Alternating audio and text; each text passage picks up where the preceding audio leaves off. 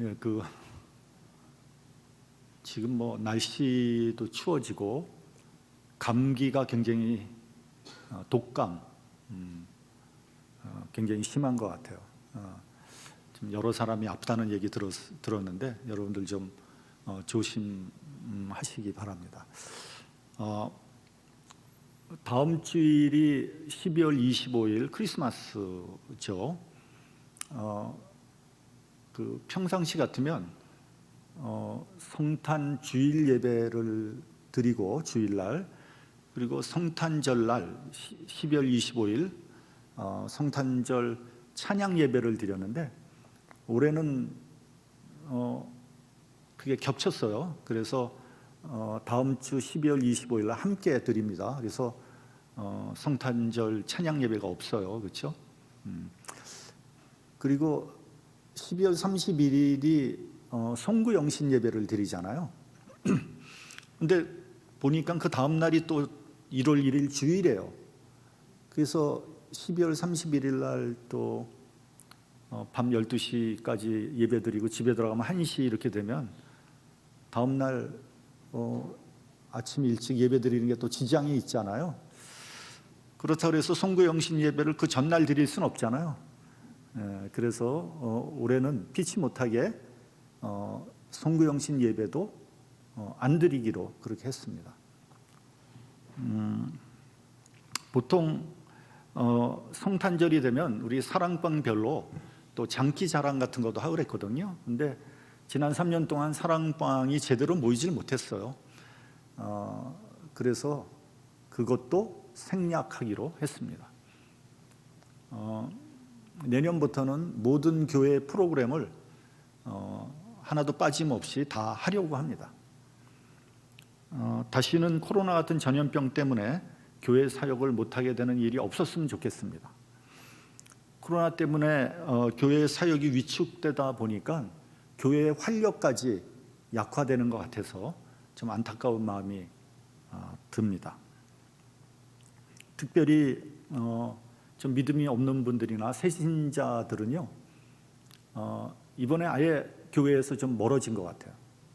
그래도 믿음이 있는 사람들은 좀 차분하게 자기의 믿음을 좀 돈독히 하는 그런 시간이 되는데 비해서 믿음이 없는 사람들은 있는 믿음마저 다 잃어버린 것이 아닌가 걱정이 됩니다. 근데 이제 이러한 우려는 현실로 나타나고 있는 것 같아요. 이 시카고 지역에 한인 교회가 한창 때 300개가 넘었다고 합니다. 그리고 불과 몇 년 전만 해도 한인 교회가 약 한 220개 정도 된다는 얘기를 들었는데 올해 교회 연합회에서 발표한 자료에 의하면 한인 교회가 이제 한 170개 정도 남았다고 합니다. 그나마도 이름뿐인 교회가 또 여러 있다고 하니까 그런 교회를 빼면은 한 150개 정도의 교회가 이 시카고와 서버브 지역에 남아 있지 않은가 그런 생각을 합니다. 그렇게 따지면 한창 때 반 수준으로 떨어진 거죠. 그리고 각 개교에도 대부분 교세가 약해졌습니다. 그 중에는 좀 부흥한 교회도 있다고 하는데 대부분이 보면 다 수평 이동이에요. 그러니까 어느 교회에서 문제가 생겨서 다른 교회로 이렇게 이동을 해버린 다 그런 케이스란 말이죠. 이제 우리는 교회에 나가지 않는 가나안 교인을 다시 교회에 불러들여야 됩니다. 여러분 가나안 교인 잘 알죠? 거꾸로 하면 안 나가 아닙니까? 안 나가. 그러니까 내가 그리스도인이라고 얘기하면서 교회는 안 나가는 거예요. 그런 분들을 다시 교회로 불러들여야 되는 거죠. 얼마 전에 어떤 유튜브를 통해서 찬양을 들었어요. 아름다운 찬양을 들었는데 우연히 댓글을 보니까 이런 댓글이 있더라고요. 그동안 몇 년 동안 발길을 끊었던 교회를 이 찬양을 듣고 다시 나가게 됐다. 그러면서 감사합니다. 이렇게 써 있더라고요. 그러니까 지금 많은 가나안 교인들이 사실은 교회를 그리워하고 있어요. 교회 나가고 싶어 해요. 그런데 여러 가지 또 걸림돌이 있어서 교회 안 나가고 있는 거죠. 우리는 최선을 다해서 그런 걸림돌을 제거해서 그분들이 교회에 올 수 있도록 그렇게 만들어야 됩니다. 그래야지 교회가 되살아날 수 있게 되는 거죠. 우리 본문 23절을 함께 봉독을 하도록 하겠습니다. 본문 23절.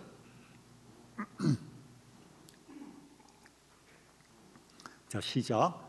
보라, 처녀가 잉태하여 아들을 낳을 것이요 그 이름은 임마누엘이라 하리라 하셨으니 이를 번역한즉 하나님이 우리와 함께 계시다 함이라. 임마누엘, 번역한즉 하나님이 우리와 함께 계시다. 하나님께서 우리와 함께 계시다. 이것이 성탄의 의미입니다.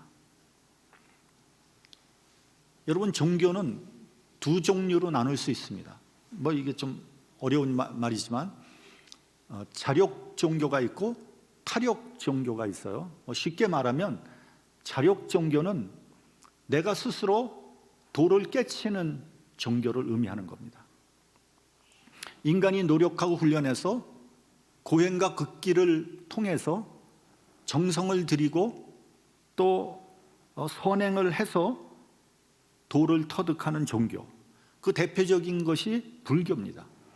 그러나 거의 모든 종교들이 다 이와 비슷합니다. 반면에 타력 종교는 인간의 노력이 아니라 하나님께서 인간을 만나려고 찾아오는 종교입니다. 기독교가 바로 그런 종교죠. 하나님이 우리를 찾아오신 겁니다. 인간은 기대하지도 않았고요, 인간은 알지도 못했는데 하나님께서 우리를 사랑하셔서 친히 찾아오셔서 구원해 주신 거예요. 성경을 통해서 보면 그 모든 사건을 통해서 하나님이 인간을 찾아오셨습니다. 인간이 하나님을 찾아간 거 아니에요. 하나님께서 아브라함을 찾아오셨죠. 이삭과 야곱을 찾아오셨죠. 모세를 찾아오셨습니다. 그리고 모든 선지자들을 하나님이 찾아오신 거예요. 그리고 드디어 예수께서 이 땅에 우리를 찾아오신 거죠. 그리고 보잘것없는 나에게도 성령을 통해서 찾아오신 겁니다. 그래서 이것을 은혜라고 하고 또 선물이라고도 하는 겁니다. 거저 얻은 거예요. 값없이 얻은 겁니다. 따라서 구원은 내가 얻거나 쟁취한 것이 아닙니다. 내가 노력해서 내가 막 돌을 닦아서 용맹정진해서 내가 구원을 쟁취한 것이 아닙니다. 인간은 구원을 얻을 자격도 없고요, 얻을 방법도 모릅니다. 인간은 스스로 구원을 얻을 수 있는 능력이 없습니다. 예를 들면 이런 거예요. 내가 깊은 물에 빠졌습니다. 도저히 빠져나올 수 없어요. 아무리 몸부림을 쳐도 물속에서 나올 수 없어요. 그럼 어떻게 해야 됩니까? 누군가가 나를 도와줘야 되는 거죠. 외부로부터 도움이 와야 되는 거죠. 그것이 바로 구원이며 은혜예요. 따라서 우리는 반드시 기억을 해야 됩니다. 나의 노력과 윤리, 도덕과 나의 의로 구원받은 것이 아니에요. 전적으로 하나님의 은혜로, 하나님의 사랑과 긍휼로 구원을 받은 겁니다. 많은 사람들이 오해하는 게 이 부분이에요. 그래도 나는 다른 사람보다 윤리, 도덕적으로 깨끗하고 선하고 나는 의로운 사람이야. 내가 의롭기 때문에 하나님이 나를 구원하신 거야. 천만의 말씀이야. 나는 죄인이라는 것을 고백해야 됩니다. 깨달아야 됩니다. 예수께서요, 이건 남자에 해당되는 말이지만 여자를 보고 음욕을 품은 자는 이미 그 마음에 간음한 자라 그랬어요. 그렇게 되면요, 목사인 저도 수도 없이 간음을 한 거예요. 아니, 목사님도요? 그럼요. 저라고 별다를까요? 별다른 겁니까? 저도 남자인데 말이죠. 예? 똑같거든요. 그것은 본능의 영역입니다. 어쩔 수 없어요. 사도 바울도요, 로마서에서 이렇게 말씀하고 있습니다. 내가 원하는 바 선은 하지 아니하고 원하지 아니하는 바 악은 행하는도다. 오라 나는 공고한 사람이로다. 이 사망의 몸에서 누가 나를 건져내랴. 우리 주 예수 그리스도로 말미암아 하나님께 감사하리로다. 여러분, 이게 무슨 말씀입니까? 나의 윤리 도덕과 의로는 도저히 구원을 받을 수 없다는 고백이에요. 그러니 우리는 예수님의 사랑과 긍휼을 의지할 수밖에 없는 거예요. 여러분, 혹시 구원을 받기 위해서, 천당에 가기 위해서 내가 좀 더 선하고 의롭게 깨끗하게 한번 살아보자, 진실하게 살아보자, 그렇게 생각하신 적 있죠? 아마 다들 그렇게 생각하실 거예요. 좋은 일입니다. 그렇게 할 수 있으면 그렇게 한번 해보세요. 그러나 성경적인 용어로 찾아보면 그렇게 사는 것을 뭐라 그러느냐? 율법주의라고 하는 거예요. 여러분, 그러한 자세로 산다면 은혜받기 어려워요. 늘 죄의식 속에 짓눌려서 고통받을 수밖에 없어요. 자유함이 없습니다. 왜냐하면 우리는 생내적으로 그렇게 살 수 없게 되어 있는 존재예요. 그렇게 살 수 없는데 그렇게 살려고 노력하니까, 아니, 내가 의롭고 깨끗하고 선하게 살려고 노력했는데 또 안 되는 거예요. 오늘도 또 죄를 졌네? 오늘도 또 미워하고 시기했네? 나 그렇게 살고 싶지 않은데? 그럼 어떻게 되겠어요? 계속 나는 죄의식에 짓눌려 사는 거 아니겠어요? 그리고 그렇게 살 수 없는데 그렇게 사는 것처럼 보여야 되니까 얼마나 피곤해요. 나는 그렇게 못 사는데, 나는 정말 깨끗하고 거룩하고 선하게 못 사는데 그렇게 사는 것처럼 보여야 되니까 어떻게 해야 돼요? 외식하는 거죠. 거룩한 척 하는 거죠. 교회에서도 아주 거룩한 척. 그렇지도 못한데 그거를 외식한다고 얘기하는 거예요. 바리새인들이 그렇게 살았거든요. 예수께서 바리새인들을 엄청나게 질책했거든요. 화 있을진저 바리새인과 서기관들아. 왜? 그 사람들이 뭘 잘못했나요? 그 사람들 나쁜 짓 한 사람들 아니에요? 그 사람들은 하나님 말씀대로 살려고 노력한 사람들이에요. 근데 그렇게 살지 못하는데 그렇게 사는 것처럼, 의로운 것처럼 하니까 그렇게 질책을 받은 거죠.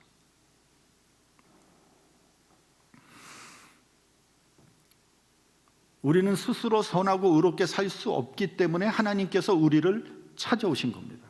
하나님이 인간이 되어서 우리에게 오신 거예요. 여기에 참사랑의 본질이 있고 크리스마스의 뜻이 있는 거예요. 이것을 조금 어려운 용어로 뭐라 그러냐면 인카네이션이라고 하는 겁니다.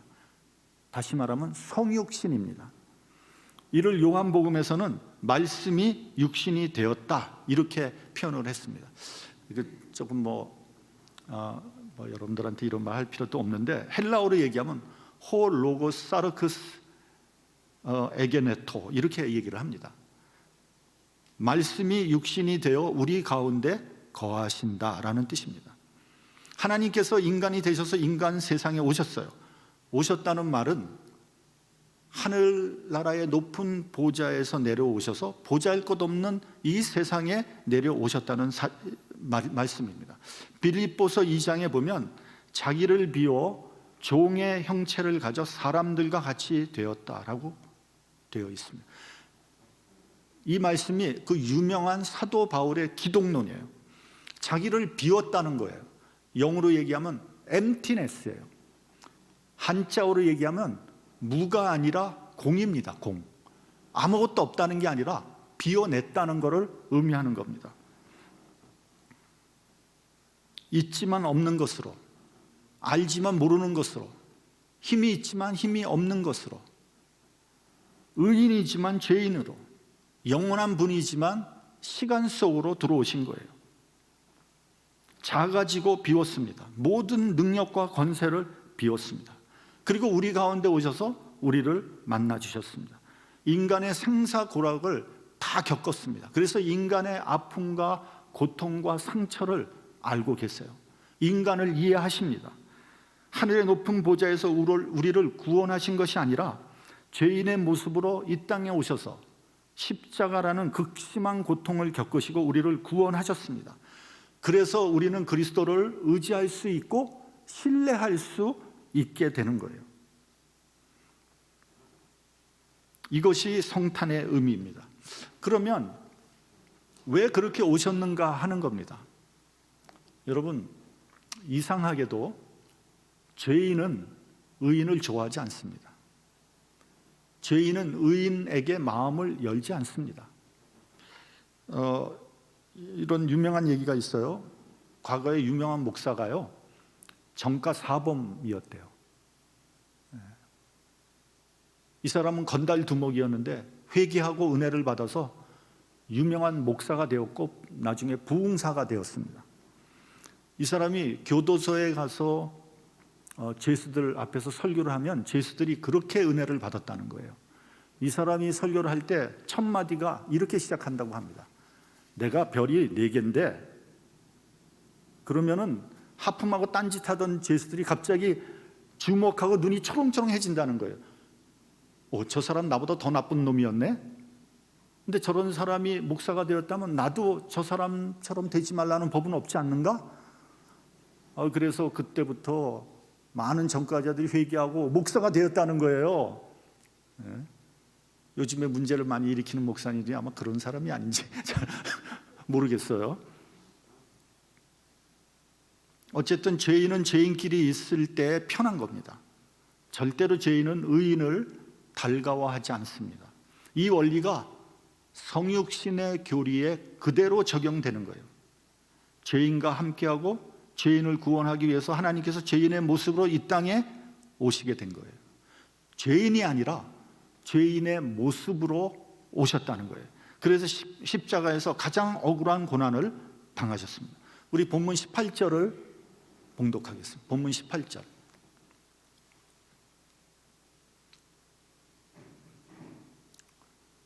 본문 18절. 시작. 예수 그리스도의 나심은 이러하니라. 그 모친 마리아가 요셉과 정혼하고 동거하기 전에 성령으로 잉태된 것이 나타났더니, 그리스도의 나심, 태어나심에 대해서 말씀하고 있습니다. 마리아와 요셉이 정혼하였다 이렇게 되어 있어요. 여러분, 이스라엘의 결혼 제도에 대해서는 여러분 많이 들었을 거예요. 약혼을 합니다. 처음에는 약혼은 부모님들끼리 미리 결혼을 약속하는 거죠. 그러고 난 다음에 이제 어느 정도 이제 시간이 지나고 자라나면은 결혼할 나이가 되면 정혼이라는 걸 합니다. 정혼은 보통 한 1년 정도인데 하나님 앞에서 결혼을 준비하는 겁니다. 그런데 정혼은 동거는 하지 않지만 정식으로 결혼한 거와 똑같은 거예요. 만약에 정혼을 했는데 신랑이 죽잖아요. 그러면 신부는 처녀 과부가 되는 거예요. 그 준비 기간이 끝나면 결혼식을 올리고 동거를 하게 되는 거죠. 그런데 마리아는 요셉과 정혼을 하고 동거하기 전에 성령으로 잉태된 것이 나타났다 이렇게 돼 있어요. 여기에서 문제가 생긴 거예요. 동거하기 전에 잉태를 했으니까 세상적으로 보면 어떻게 된 거예요? 마리아가 간음을 하게 된 거죠. 그래서 지금도 유대인들이 예수는 사생아라고 악선전을 하는 겁니다. 여러분, 성경에서 믿기 어려운 사건이 3가지가 있다고 합니다. 뭐 여러 가지 많이 있겠지만 그 중에 3가지 뭐냐면, 첫째는 모세가 홍해를 가른 사건, 두 번째는 처녀 마리아가 처녀 잉태한 사건, 세 번째는 예수님의 부활 사건. 좀 이해하기 어렵죠? 그래서 목사님들은 이거를 어떻게 설명하는지 고민이 된단 말이에요. 그래서 어떤 목사님들은 자꾸만 논리적으로 과학적으로 이걸 설명하려고 두드려 맞추려고 막 하는데 안 됩니다, 여러분. 세상적으로 과학적으로 논리적으로는 이게 증명할 수가 없는 문제예요. 그런데 은혜를 받으면 이 사건이 너무나 믿어집니다. 하나도 의심이 되지 않아요? 당연한 일이죠. 하나님께서 무에서 천지 만물을 창조하셨는데 뭐가 불가능하겠습니까? 그러나 은혜 받지 못한 사람은 이 사건이 도무지 믿어지지 않는 거예요.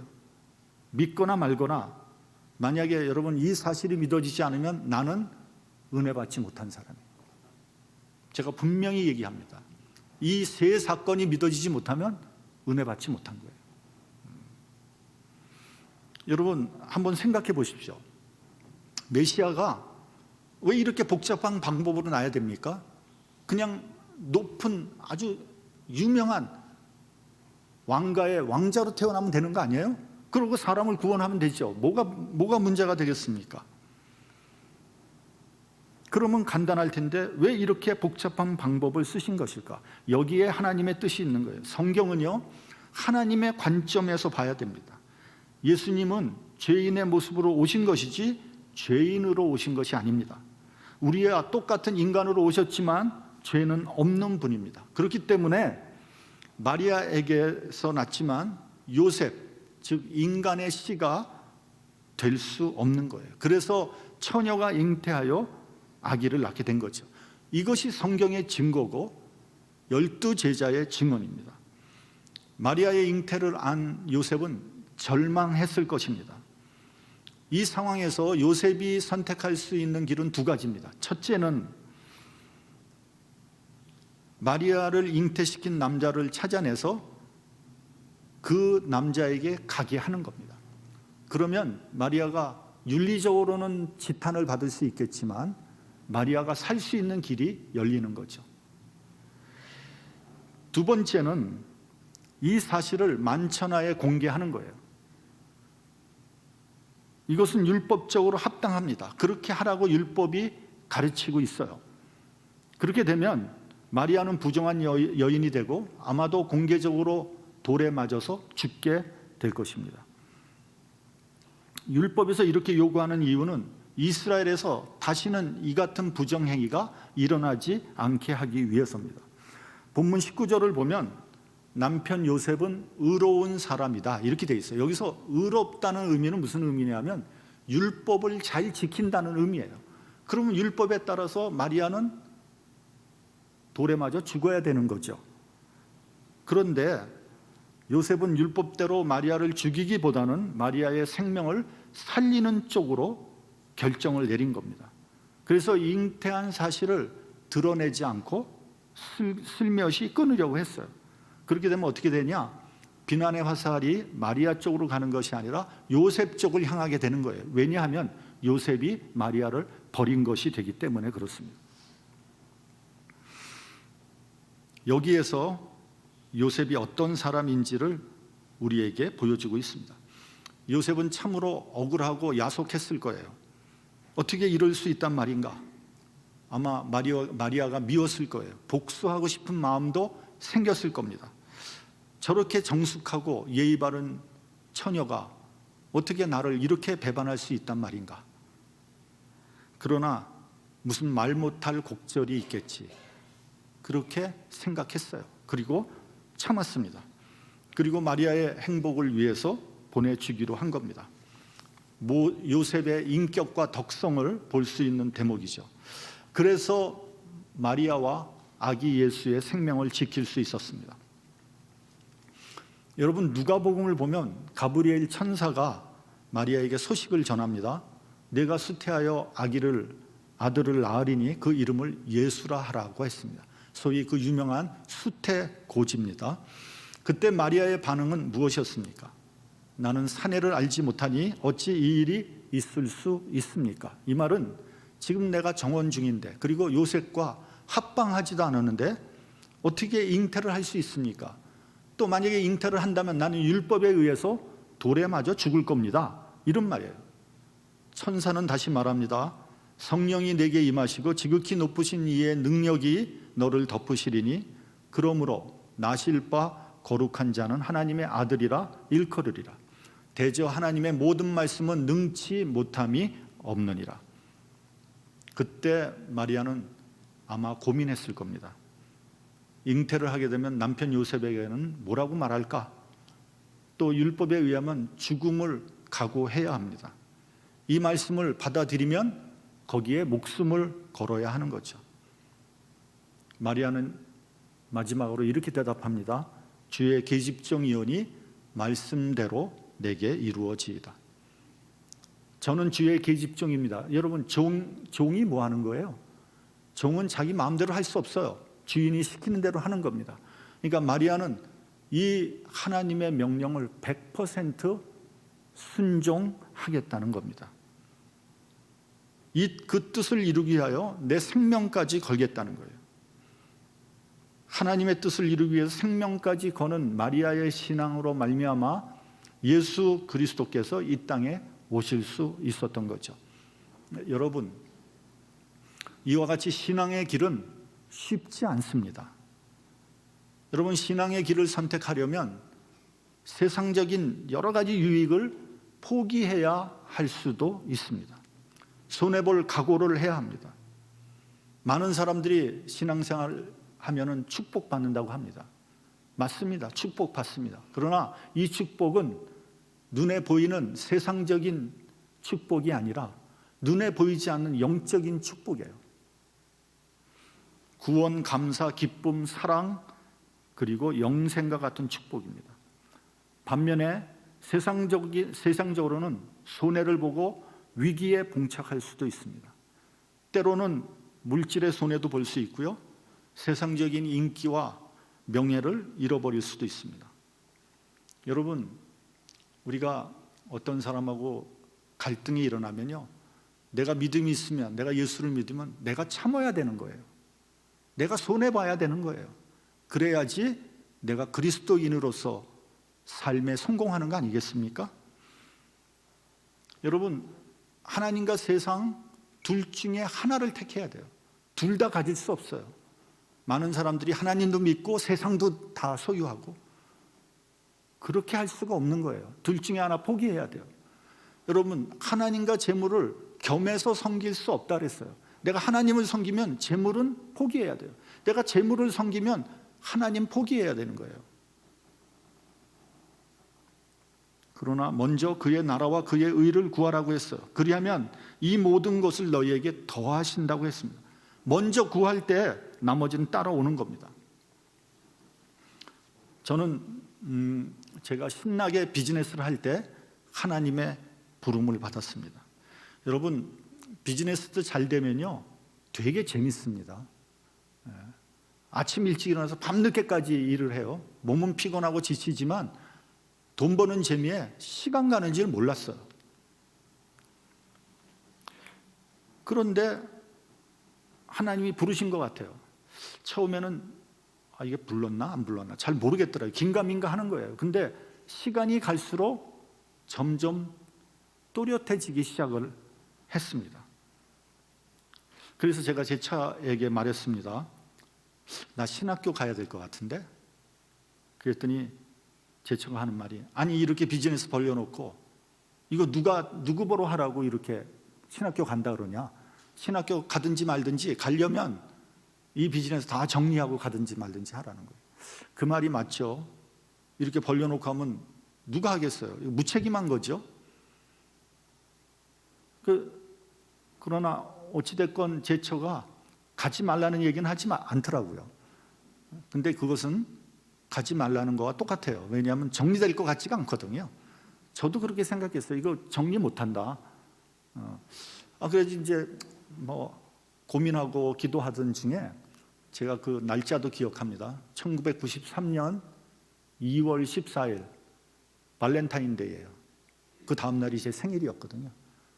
근데 그날 새벽에, 발렌타인데이 새벽에 가게가 불이 홀랑 나버렸어. 그러니까 얘기가 굉장히 복잡한데 다 줄여버리고, 그러니까 제 처가 저한테 신학교 가라 그러더라고요. 만약에 안 가면 다른 가게도 다 뭔가 사달이 날 것 같은 모양이에요. 그래서 신학교를 그해 93년 가을에 신학교에 등록하고 다녔습니다. 그리고 세월이 지났어요. 그리고 졸업할 때, 그리고 목사 안수 받을 때쯤 돼서 제가 제 처에게 자, 이제 비즈니스 다 접고 우체국 가라 그랬어요. 우체국. 우체국 가더라고요. 그러면서 앞으로 돈하고는 인연을 끊어야 됩니다. 있는 돈 가지고 허리띠를 졸라매고 살아야 됩니다. 근데 제가 좀 미리 준비한다고 뭐 몇 가지 막 투자도 하고 그랬거든요. 근데 그게 다 안 되더라고요. 이제 정말 그때는요, 제 체크 구자에 밸런스가 100불, 200불이었어. 그래서 제 막내 제이콥은요, 고등학교 다닐 때부터 용돈 1불도 못 줬어요. 걔가 방학 때 자기가 일해가지고 용돈 벌었고요. 대학은 론 받아서 다녔습니다. 삶은 어렵고 목회는 힘들었지만 그래도 기쁘고 감사했습니다. 왜냐하면 한 영혼을 구하는 것이 천하를 얻는 것보다 더 값진 일이었거든요. 여러분, 크리스마스입니다. 예수께서 이 땅에 오신 것은 단 한 가지 목적이에요. 잃어버린 영혼, 죽어가는 영혼을 구하기 위해서입니다. 여러분, 혹시 우리 주변에 절망 가운데 있는 사람들이 있습니까? 고통 가운데 있는 사람들이 있습니까? 예수 그리스도의 사랑을 가지고 찾아가서 그 영혼을 위로하고 구하는 것, 그것이 바로 크리스마스의 의미입니다. 기도하겠습니다. 하나님 아버지,